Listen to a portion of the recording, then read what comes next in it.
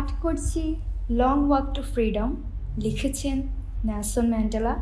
প্রথম পরিচ্ছেদ, একটি গ্রাম্য ছেলেবেলা, পার্ট 8। সাধারণত আমি যখন খেকিজোয়েনিতে বেড়াতে আসতাম তখন খুব স্বাভাবিক ও সহজাত মানসিকতা নিয়ে বেরিয়ে যেতাম, কিন্তু এবার আর তা পারলাম না। বাড়ি ফিরে কেমন যেন সহজ হতে পারছিলাম না। সহজ হওয়ার জন্য বিশ্ববিদ্যালয়ে যা ঘটেছিল তা আমার পালক পিতাকে বললাম। শুনে তিনি প্রচণ্ড ক্ষেপে গেলেন। আমি কেন আপোস করতে পারিনি সে ব্যাপারে তিনি কোনো ব্যাখ্যা শুনতে চাইলেন না। তার ধারণা আমি যা করেছি তা চরম খামখেয়ালির বশে করেছি। তিনি কোনো ব্যাখ্যা না শুনে বললেন, আমার প্রিন্সিপালের নির্দেশে মেনে নেওয়া উচিত ছিল এবং পরবর্তী হেমন্তকালে আমাকে ফোর্ট হেয়ারে ফিরে যেতে হবে। তার কণ্ঠে এমন রূঢ়তা ছিল যে এই নিয়ে আর তার সঙ্গে কোনো আলোচনা করার অবকাশ ছিল না। আসলে ওই মুহূর্তে তার সঙ্গে তর্কাতর্কি করতে গেলে সেটা বেয়াদবির পর্যায়ে চলে যেত। সে কারণে আমি তার সঙ্গে আর কথা না বাড়িয়ে ব্যাপারটা নিয়ে ভাবনা চিন্তা করার জন্য তার সামনে থেকে সরে এলাম। ইতিমধ্যে জাস্টিস বাড়ি ফিরে এসেছে। অনেকদিন পর একজনের সঙ্গে অন্যজনের দেখা হওয়ায় আমরা দুজনেই খুব উচ্ছ্বসিত হয়েছিলাম। জাস্টিস আর আমার মধ্যে কতদিন দেখা হয়নি, কতদিন যোগাযোগ ছিল না, সেটা কোনো ব্যাপারই ছিল না। দু বন্ধু দেখা হওয়ার সঙ্গে পুরনো সম্পর্কে ফিরে গিয়েছিলাম। কেপটাউন ছাড়ার আগের বছরই জাস্টিস স্কুল ছেড়েছিল। কয়েকদিনের মধ্যে আমি আমার পুরনো গৃহস্থ জীবনের সঙ্গে মিশে গেলাম। আমার পালক পিতার সব ধরনের কাজ করা শুরু করলাম। গরু ছাগল দেখাশোনা করা থেকে শুরু করে অন্যান্য গোত্রপতিদের সঙ্গে তার কাজ কারবারে সহায়তা করা শুরু করলাম। ফোর্ট হেয়ারে আমাকে এসব করতে হতো না, কিন্তু যারা প্রতিবাদ করে তাদের নিজের ইচ্ছার বিরুদ্ধে অনেক কাজ করতে হয়। জীবনের নিয়মটাই বোধ হয় এরকম। আমি যখন খেকিজোয়েনিতে যা করছি তা আমার খুব ভালো লাগার কথা না। পড়াশোনা ছেড়ে কারোরই এসব করতে ভালো লাগবে না, কিন্তু আমাকে তাই করতে হয়েছে। বাড়ি ফেরার মাত্র কয়েক সপ্তাহ পরে আমার পালক পিতা আমাকে ও জাস্টিসকে তার বৈঠকখানায় ডাকলেন। বুঝলাম বিশেষ কোনো গম্ভীর আলোচনার জন্য তিনি আমাদেরকে তলব করেছেন। তার পাশে গিয়ে বসতে তিনি বললেন, দেখো বাবারা, আমি বুড়ো হয়েছি। তার কণ্ঠ কিছুটা যেন ধরে আসছিল। তাকে সেদিন যেন একটু অসহায় মনে হচ্ছিল। আমার বিশ্বাস আমি আর বেশি দিন বাঁচব না। শিগগিরই আমাকে আমার পূর্বপুরুষদের পথে পাড়ি জমাতে হবে। মরার আগে তোমাদের দুজনকে সংসারী করে যাওয়াই আমার কর্তব্য। এ কারণে তোমাদের দুজনকেই আমি এক আসরে বিয়ে দিয়ে যেতে চাই। তার একথা শুনে আমি আর জাস্টিস দুজনেই ভ্যাবাছেকা খেয়ে গেলাম। আমরা দুজনেই হতবিহল ও অসহায়ের মতো একজন আরেকজনের দিকে তাকাচ্ছিলাম। তিনি বললেন, দুটো মেয়েই অনেক বড় ঘর থেকে আসছে। থেম্বুল্যান্ডের অন্যতম সম্ভ্রান্ত খলিফার মেয়ের সাথে জাস্টিসের বিয়ে হবে, আর থেম্বু যাজকের মেয়ের সঙ্গে রলিহলাহলার বিয়ে ঠিক হয়েছে। খুব শিগগিরই তাদের সঙ্গে তোমাদের বিয়ে দেওয়া হবে। আমাদের ছোসা সমাজে বরপক্ষ কনেপক্ষকে গরু মহিষের মতো গবাদি পশু লোবলা বা যৌতুক হিসাবে দিত। বরের পিতার পক্ষ থেকে তো দেওয়া হতোই, সমাজপতিদের পক্ষ থেকেও কনেপক্ষকে উপহার দেওয়া হতো। আমাদের ক্ষেত্রে অনেক আগে থেকে ঠিক করা ছিল যথানিয়মে জাস্টিসের যৌতুক আর তার পিতা এবং সমাজপতিরা দেবেন। আমার ক্ষেত্রে পালক পিতা নিজের এবং সমাজপতিদের উভয় যৌতুক নিজে পরিশোধ করবেন। জাস্টিস আর আমি শুধু চুপচাপ শুনে যাচ্ছিলাম। আমাদের বলার প্রায় কোনো সুযোগই ছিল না। পালক পিতার বক্তব্যের ধরন শুনে এটা আমাদের কাছে পরিষ্কার হয়ে গিয়েছিল যে সব কিছু চূড়ান্তভাবে ঠিক হয়ে গেছে। এখন কথা বলা অর্থহীন। সবচেয়ে বড় ধাক্কা খেলাম যে কথা শুনে, সেটি হলো ইতিমধ্যে কোনো পক্ষকে লোভলা দেওয়া হয়ে গিয়েছে। অর্থাৎ বিয়ের অর্ধেক কাজ আমাদের না জানিয়ে তিনি সেরে ফেলেছেন। তার কথা শুনে জাস্টিস আর আমি দুজনেই মাথা নিচু করে বিষণ্ণ মনে ঘর থেকে বের হয়ে এলাম। থেম্বু সমাজের আইন কানুন মেনে নিজের গোত্রশক্তিকে আরও দৃঢ় করতে আমাদের পিতা এ বিয়ে ঠিক করেছেন। তিনি আমাদের ভালোর জন্যই এই বিয়ে ঠিক করেছেন, এ নিয়েও আমাদের কারো মনে কোনো সন্দেহ নেই। অভিভাবকরা আমাদের বিয়ে দেবেন সেটা আমরাও ছোটবেলা থেকে মেনে নিয়েছিলাম। কিন্তু সমস্যা হলো, আমাদের জন্য যে দুজন পাত্রী ঠিক করা হয়েছিল তাদের কেউই আমাদের কাছে রক্ত মাংসের মানুষ ছাড়া আর অন্য কিছু ছিল না। আমি দুজনকে চিনতাম। মজার ব্যাপার হলো, আমার জন্য যে পাত্রীটি ঠিক করা হয়েছিল তাকে আমি ছোটবেলা থেকে জীবনসঙ্গী হিসেবে কামনা করেছিলাম, কিন্তু তা সত্ত্বেও আমি খুশি হতে পারলাম না এ কারণে যে এই মেয়েটির সঙ্গে জাস্টিসের দীর্ঘদিন ধরে গভীর সম্পর্ক রয়েছে। ছেলে মেয়ের ভালোবাসার মানুষ সম্পর্কে প্রত্যেক বাবা মা তখনকার দিনে খুব কমই জানতেন। এক ধরনের রক্ষণশীলতার কারণে পিতামাতা জানতে পারতেন না কোন ছেলে বা কোন মেয়ের সঙ্গে তার ছেলে বা মেয়েটির রোম্যান্টিক সম্পর্ক হয়েছে।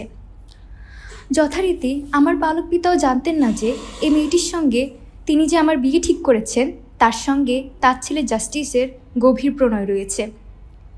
আমি ভালো করেই বুঝতে পারছিলাম এই মেয়েকে বিয়ে করলে সেটা আমার, জাস্টিসের এবং সে মেয়েটির জীবনে চরম অশান্তি নেমে আসবে।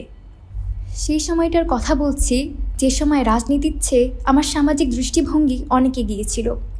শ্বেতাঙ্গদের রাজনৈতিক সিস্টেমের বিরুদ্ধে বিপ্লব করার স্বপ্ন তখনও আমার মধ্যে জন্মায়নি, কিন্তু আমার সমাজের প্রচলিত অপপ্রথাগুলোর বিরুদ্ধে রুখে দাঁড়ানোর সাহস তখন আমার মধ্যে ঠিকই জন্ম নিয়েছিল। অবশ্য এর জন্য আমার পালক পিতাও পরোক্ষভাবে দায়ী ছিলেন। তিনি আমাকে উচ্চশিক্ষার জন্য বিশ্ববিদ্যালয়ে পাঠানোর ফলে আমার মধ্যে যে আধুনিক চিন্তা চেতনার উন্মেষ হয়েছিল সেটা এখন তার বিরুদ্ধেই অবস্থান নিতে শুরু করলো। আমি বেশ কয়েক বছর ধরে একটানা কলেজ ও বিশ্ববিদ্যালয়ে পড়াশোনা করেছি। এ সময়ের মধ্যে বহু মেয়ের সঙ্গে পরিচয় ও ওঠা বসা হয়েছে। কারোর সঙ্গে একটু রোম্যান্টিক সম্পর্কের মতো উষ্ণ সম্পর্কও তৈরি হয়েছিল। প্রথমত, জাস্টিসের প্রেমিকাকে বিয়ে করাটা কল্যাণময় হবে না বলেই আমার মনে হলো।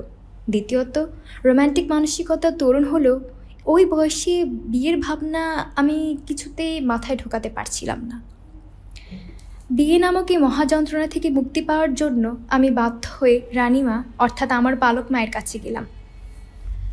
আমি যে কোনো অবস্থাতে এই মুহূর্তে বিয়ে করতে চাই না সে কথা তাকে বলতে পারলাম না। এ কথা বললে তিনিও রেগে যেতেন, এজন্য কৌশলের আশ্রয় নিলাম।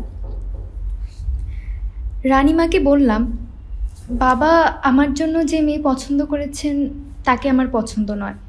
আমি অন্য একটি পাত্রীর কথা বললাম। পাত্রীটি রানীমার আত্মীয় ছিল। মেয়েটা দেখতে শুনতে খুবই ভালো, যদিও তাকেও বিয়ে করার ইচ্ছা আমার ছিল না, তবু এই অজুহাত তুলে যদি বিয়েটা ঠেকানো যায় সে চেষ্টা করলাম। রানীমাকে বললাম, ওই মেয়ের সঙ্গে বিয়ে ঠিক করা হলে বিয়ে পাশ করার পর তাকে বিয়ে করতে আমার আপত্তি নেই। রানীমা আমার কথা গুরুত্ব দিয়ে শুনলেন। আমার পক্ষ নিয়ে তিনি পালক পিতার কাছে বিষয়টি জানালেন, কিন্তু তিনি রানীমার কথায় কান দিলেন না।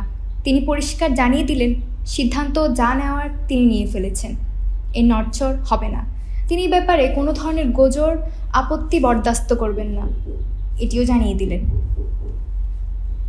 আমার মনে হলো আমার ব্যক্তি স্বাধীনতা বলে যে কিছু একটা আছে তা তিনি মোটেও স্বীকার করছেন না। আমি এই বিয়ের সিদ্ধান্ত মেনে নিতে পারলাম না। মনে হলো আমার উপর অন্যায় সিদ্ধান্ত চাপিয়ে দেওয়া হচ্ছে। আরেকটি বিষয় আমার কাছে পরিষ্কার হয়ে গেল। আমি বুঝতে পারলাম তার সিদ্ধান্ত না মানলে এখানে আমাকে তিনি থাকতে দিতে চাইবেন না। আমি আর জাস্টিস সমস্যা সমাধানের জন্য পরামর্শ করলাম। দুজনে ঠিক করলাম এই বিপদ থেকে বাঁচার একমাত্র পথ হলো চম্পট দেওয়া। পালানোর একমাত্র জায়গা হলো জোহান্সবার্গ। ঠিক হলো কাউকে কিছু না পেলে দুজনে বাড়ি ছেড়ে জোহান্সবার্গের উদ্দেশ্যে রওনা হব। বিনীতভাবে বলতে গেলে আমি কিছুটা অসহিষ্ণুতার পরিচয় দিয়েছিলাম। আমি পালক পিতাকে বোঝানোর সবগুলো পন্থা অবলম্বন করতে পারতাম। তার এক চাচাতো ভাই ছিলেন, তিনিও একজন গোত্র সর্দার ছিলেন। তার নাম ছিল সর্দার জিলেন্টলোভো। তিনি বেশ প্রভাবশালী লোক ছিলেন। আমার সঙ্গে তার সম্পর্কও ভালো ছিল। আমার উচিত ছিল তাকে দিয়ে পালক পিতাকে বোঝানোর চেষ্টা করা, কিন্তু আমি এতটাই রেগে গিয়েছিলাম যে এসব করতে যাওয়ার মতো ধৈর্য আমার ছিল না। এ কারণে পালানোকে সমস্যা সমাধানের একমাত্র পথ মনে হয়েছিল। কিভাবে বাড়ি থেকে কাউকে কিছু না জানিয়ে সটকে পড়ে যায় তা নিয়ে আমি আর জাস্টিস দুজন পরামর্শ করতে বসলাম। আমাদের পরিকল্পনার কথা তৃতীয় কাউকে জানাইনি। আমরা দুজনেই বুঝতে পারছিলাম পালাতে হলে প্রথমে দরকার একটা মোক্ষম সুযোগ। আমাদের পিতা আমরা এই ধরনের কিছু একটা করে বসতে পারি তা আগে থেকেই আঁচ করতে পেরেছিলেন। বিশেষ করে জাস্টিস আর আমার দুজনের পক্ষে যে কোনো কিছু করে বসা অস্বাভাবিক নয় বলেই তার ধারণা ছিল। এজন্য তিনি আমাদের একসঙ্গে মেশা এমনকি কথা বলা পর্যন্ত বন্ধ করে দিয়েছিলেন। বাইরে কোথাও গেলে তিনি আমাদের দুজনের যে কোনো একজনকে সঙ্গে নিয়ে যেতেন। তার ভয় ছিল আমরা দুজন একসঙ্গে থাকলে একটা অঘটন ঘটিয়ে ফেলতে পারি। বেশিরভাগ ক্ষেত্রেই তিনি জাস্টিসকে সঙ্গে নিয়ে বের হতেন, আমাকে গরু বাছুর দেখাশোনার ভার দিয়ে যেতেন। কিন্তু হঠাৎ একদিন জানতে পারলাম আমার পালক পিতা ট্রান্সকেইয়ানদের মন্ত্রিসভা ভঙ্গার একটি অধিবেশনে যোগ দিতে যাবেন। বাড়ি ফিরতে সপ্তাহখানেক লেগে যাবে। অন্যান্যবার তিনি আমাকে অথবা জাস্টিসকে সফরসঙ্গী হিসেবে নিয়ে গেলেও এবার তিনি একাই যাওয়ার পরিকল্পনা করলেন। আমরাও বুঝলাম বাড়ি পালানোর এটাই মোক্ষম সুযোগ। ঠিক করলাম তিনি ভঙ্গার উদ্দেশ্যে রওনা হওয়ার পরপরই আমরা জোহান্সবার্গের পথে পাড়ি জমাবো। এমনিতেই আমার খুব বেশি জামা কাপড় ছিল না। একটা ছোট সুটকেসে যা ধরে সেই মতো দুজনের জামা কাপড় গাদাগাদি করে ঢুকালাম। সোমবার সকালের দিকে তিনি গাড়িতে চেপে রওনা হলেন। আমরা সকাল গড়িয়ে দুপুর হওয়ার আগে আগে রওনা করার প্রস্তুতি নিচ্ছিলাম। সুটকেস নিয়ে যেইমাত্র বাগানের পথ দিয়ে সামনে গিয়েছি অমনি দেখি তার গাড়ি আমাদের দিকে ফিরে আসছে। তার ফিরে আসাটা এতটাই অপ্রত্যাশিত ছিল যে আমরা সারা শরীর আমাদের ভয় কেঁপে উঠছিল। আমরা ঝটপট গাছের আড়ালে লুকিয়ে পড়লাম। তিনি ঘরে ফিরে এসে বাড়ির লোকজনকে প্রথমে যে প্রশ্নটি করলেন সেটি হলো, ওই হতচ্ছাড়া দুটা কোথায়? তার প্রশ্নে উপস্থিত সবাই বেশ ভড়কে গেল। একজন বললেন, আশেপাশেই আছে হয়তো, যাবে আর কোথায়? রাজা চারপাশটায় চোখ বুলিয়ে সন্দেহজনক কিছু ঘটেছে কিনা তা বোঝার চেষ্টা করলেন। আমরা যেহেতু তেমন কিছুই সঙ্গে নিয়ে বের হইনি সেহেতু আমাদের পালানোর কোনো আলামত তার চোখে পড়ল না। তিনি বললেন, যাওয়ার সময় তার হঠাৎ খেয়াল হয়েছে তিনি তার নিত্যসেব্য বিটলভন সঙ্গে নিয়ে ভুলে গিয়েছিলেন। সেটা নিতেই তিনি ফিরে এসেছেন। আমার কাছে এই কথা মোটেও বিশ্বাসযোগ্য মনে হয়নি। তিনি শহরে পৌঁছে সহজে বিটলভন কিনে নিতে পারতেন। এই সামান্য জিনিসের জন্য তার মাঝ রাস্তা থেকে ফিরে আসার কথা না। আমার ধারণা আমাদের বাড়ি পালানোর বিষয়ে তার নিশ্চয়ই কোনো সন্দেহ হয়েছিল। সে কারণে তিনি এসে দেখলেন সব ঠিক আছে কিনা। তিনি খোঁজখবর নিয়ে কিছুটা সন্দেহমুক্ত হয়ে আবার রওনা হলেন। তার গাড়ি পাহাড়ের আড়ালে হারিয়ে যেতে আমরা জোহান্সবার্গের পথে পা বাড়ালাম। জোহান্সবার্গে যাবার মতো অত খরচ আমাদের কারো কাছে ছিল না। পয়সাপাতির ব্যবস্থা করতে বাড়ি ছাড়ার দিন খুব ভোরে আমরা পালের দুটো বড় সার স্থানীয় এক ব্যবসায়ীর কাছে বেচে দিয়েছিলাম। লোকটা ভেবেছিল আমরা রাজার পক্ষ থেকে গরু দুটো বেচতে এসেছি। সম্ভবত রাজাকে খুশি রাখার উদ্দেশ্যেই লোকটা অনেক দাম দিল। সার বেচা টাকা নিয়ে আমরা কিছু দূর গিয়ে একটি ট্যাক্সি ভাড়া করলাম। আমাদের পরিকল্পনা ছিল ট্যাক্সিতে চড়ে প্রথমে স্টেশনে যাব, সেখান থেকে ট্রেনে চড়ে যাব জোহান্সবার্গ। সব কিছুই পরিকল্পনা মাফিক এগোচ্ছিল। হঠাৎ মাঝপথে বাঁধল বিপত্তি। আমরা যে কোনো সময় বাড়ি পালাতে পারি এমনটা আগেই সন্দেহ করেছিলেন আমার পালক পিতা। তিনি বোমঘাতে যাবার পথে স্টেশনে এসেছিলেন। এসে স্টেশন ম্যানেজারকে আমাদের চেহারার বর্ণনা দিয়ে বলে গেছেন, এরকম চেহারার দুটো ছেলে যদি টিকিট চায় তাহলে তারা যেন টিকিট বিক্রি না করে। আমরা স্টেশন ম্যানেজারের কাছে টিকিট চাওয়া মাত্রই লোকটা সন্দিহান চোখে আমাদের দিকে চোখ বুলালেন। তারপর বললেন, তোমাদের কাছে টিকিট বেচা যাবে না, নিষেধ আছে। আমরা বললাম, কার নিষেধ আছে? ম্যানেজার বললেন, কিছুক্ষণ আগে তোমাদের বাবা নিজে এসে আমাকে মানা করে গেছেন। তোমরা বাড়ি থেকে না বলে এসেছ, এক্ষুনি বাসায় ফিরে যাও। তার কথা শুনে মাথায় যেন বাজ পড়ল। উপায় না পেয়ে ট্যাক্সিওয়ালাকে বললাম, সামনে স্টেশনে চলো, ওখান থেকে নিশ্চয়ই ট্রেন পাওয়া যাবে। পরবর্তী স্টেশনে প্রায় 50 মাইল দূরে, সেখানে যেতে 1 ঘন্টারও বেশি সময় লেগে গেল। শেষ পর্যন্ত ট্রেন ধরা গেল, কিন্তু ওই ট্রেনে সরাসরি জোহান্সবার্গ যাওয়া সম্ভব হলো না। কুইন্সটাউনে এসে সেখানেই আমাদের নেমে যেতে হলো। 1940-এর দশকে একজন আফ্রিকানকে ট্রেনে চড়তে হলে তাকে নানা ধরনের আমলাতান্ত্রিক জটিলতা পার হতে হতো। যাদের বয়স 16 বছরের বেশি তাদের সবাইকে ট্রেনে চড়তে হলে বাধ্যতামূলকভাবে নেটিভ পাস সঙ্গে রাখতে হতো। স্থানীয় নেটিভ অ্যাফেয়ার্স ডিপার্টমেন্ট থেকে ওই পাস বের করতে হতো। ট্রেনে যাওয়ার সময় অথবা নিজ এলাকার বাইরে যাওয়ার সময় সেখানকার শ্বেতাঙ্গ পুলিশ, সরকারি কর্মকর্তা কিংবা চাকরিদাতা যে কোনো সময় নেটিভ পাস চেয়ে বসতে পারে। পাস চাওয়া মাত্র তা দেখাতে হতো। ওই পাস বা ছাড়পত্রে সেটার বাহকের যাবতীয় তথ্য উল্লেখ করা থাকত। পাশের বাহক কোথায় বাস করে, তার গোত্রের সর্দারকে, কে বাৎসরিক খাজনা দিয়েছে কিনা, এইসব কিছু সেখানে লেখা থাকত। পরবর্তীকালে পাশের বদলে বুকলেট বা রেফারেন্স বুক চালু করা হয়। ওই বুকলেটে বাহকের পূর্ণাঙ্গ তথ্য উল্লেখ করতে হতো এবং প্রত্যেক মাসে বাহকের চাকরিদাতার স্বাক্ষর নিতে হতো।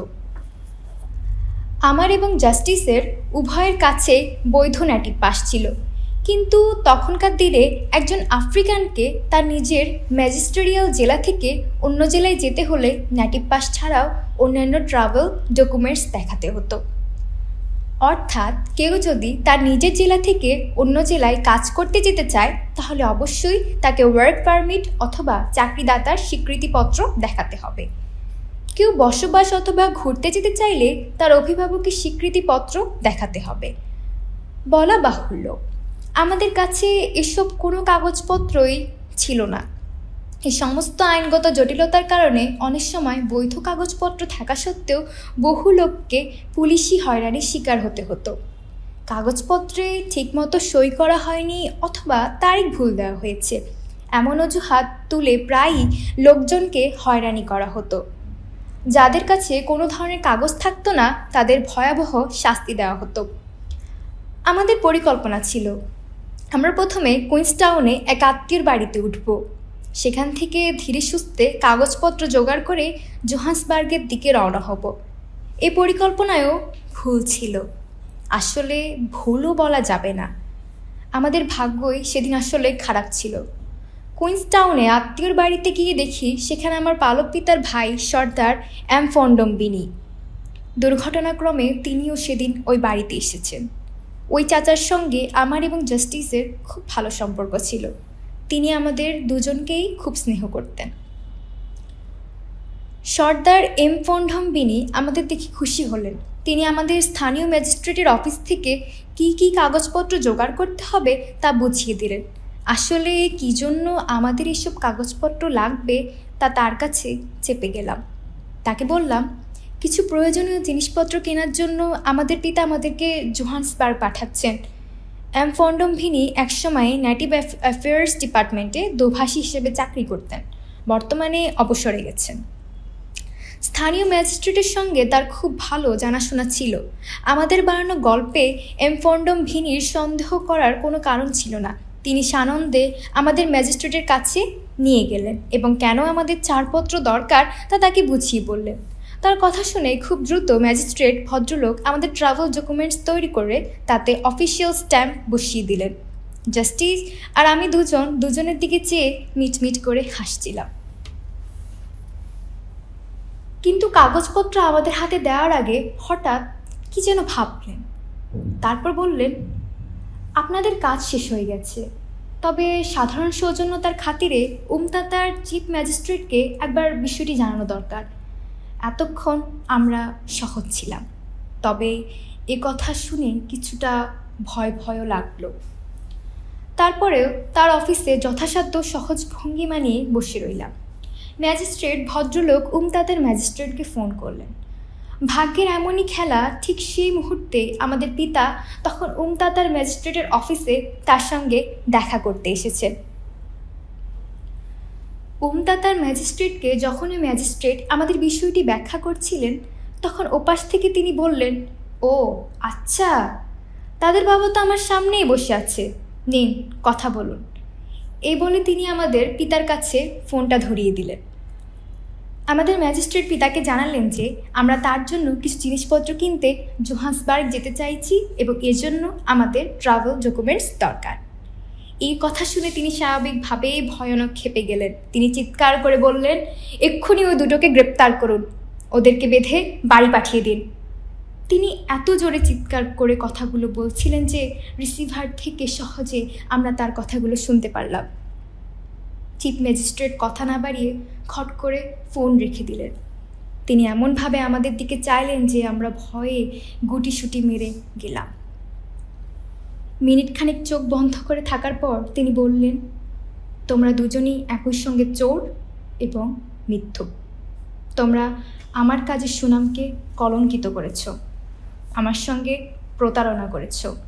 এ কারণে আমি তোমাদের গ্রেপ্তার করতে বাধ্য হচ্ছি। উনি গ্রেপ্তারের কথা বলা মাত্রই আমি প্রতিবাদ করার জন্য উঠে দাঁড়ালাম। ফোর্ট হেয়ারে পড়ার সময় আইন বিষয়ে আমি কিছুটা পড়াশোনা করেছিলাম, সেগুলোই এখানে প্রয়োগ করা শুরু করলাম। আমি বললাম, আমরা মিথ্যে কথা বলেছি এটা ঠিক, কিন্তু আমরা আইন ভঙ্গ করার মতো কোনো কাজ করিনি। মিথ্যে বলার কারণে তিনি বড়জন আমাদের কাগজপত্র দিতে অস্বীকার করতে পারেন, কিন্তু একজন গোত্রপ্রধানের সুপারিশে আমাদের আটকে রাখার অধিকার তার নেই। আমার কথায় ম্যাজিস্ট্রেট একটু দমে গেলেন মনে হলো। তিনি আমাদের গ্রেপ্তার করলেন না, তবে আমরা যেন ভুলেও আর তার অফিসের চৌখাট না মারাই সে ব্যাপারে সতর্ক করে দিলেন। সর্দার ফন্ডম ভিনিও আমাদের উপর চরম বিরক্ত হয়েছিলেন। ম্যাজিস্ট্রেট অফিসের বাইরে এসে তিনি জানালেন আমাদের আচরণে তিনি খুবই কষ্ট পেয়েছেন এবং এখান থেকে আমাদের বিষয়ে তার কোনো মাথা ব্যথা নেই। তিনি আমাদের মাঝপথে ফেলে চলে গেলেন। অপরিচিত কুইন্সটন শহরে এখন আমরা করবোটা কি, উপায় খুঁজতে দুজনেই ভাবতে লাগলাম। হঠাৎ জাস্টিস বলল তার এক বন্ধু এ শহরে একজন শ্বেতাঙ্গ অ্যান্টনি সরকারি হিসেবে কাজ করে। তার নাম সিন্ডি এনজু। আমরা দ্রুত তার ঠিকানা খুঁজে বের করলাম, সব ঘটনা তাকে খুলে বললাম। সিন্ডি বলল, অ্যাটর্নির মা আজ তার নিজস্ব গাড়িতে চড়ে জোহান্সবার্গ যাবেন। আমাদের সঙ্গে নেওয়ার জন্য সিন্ডি তাকে অনুরোধ করবে। ভদ্রমহিলার সঙ্গে কথা বলে সিন্ডি জানালো ভদ্রমহিলা আমাদের লিফট দিতে রাজি আছেন, তবে তার বিনিময়ে তাকে 15 পাউন্ড স্টার্লিং দিতে হবে। ট্রেনের টিকিটের যে দাম তার চেয়ে বহুগুণ অর্থ দাবি করে বসলেন মহিলাটি। এই অর্থ যদি দিতে হয় তাহলে আমাদের কাছে থাকা সার বেচা তহবিলের একটা বিরাট অংশ শেষ হয়ে যাবে, কিন্তু আমাদের সামনে আর কোনো বিকল্প উপায় ছিল না। আমরা সিদ্ধান্ত নিলাম যে করেই হোক আগে জোহান্সবার্গ পৌঁছতে হবে। সেখানে গেলে একটা ব্যবস্থা হয়ে যাবে নিশ্চয়ই। আমরা মহিলাকে 15 পাউন্ড দিতে রাজি হলাম। ঠিক হলো, পরদিন ভোরে আমরা তার গাড়িতে করে রওনা হব। পরদিন কাকডাকা ভোরে রওনা হলো। তখনকার দিনে নিয়ম ছিল কোনো শ্বেতাঙ্গ যদি গাড়ি চালায় তাহলে কৃষ্ণাঙ্গ যাত্রীকে তার পাশে নয় বরং তার পেছনে বসতে হতো। ভদ্রমহিলা গাড়ি চালাচ্ছিলেন। স্বাভাবিকভাবে জাস্টিস আর আমি পেছনের সিটে বসলাম।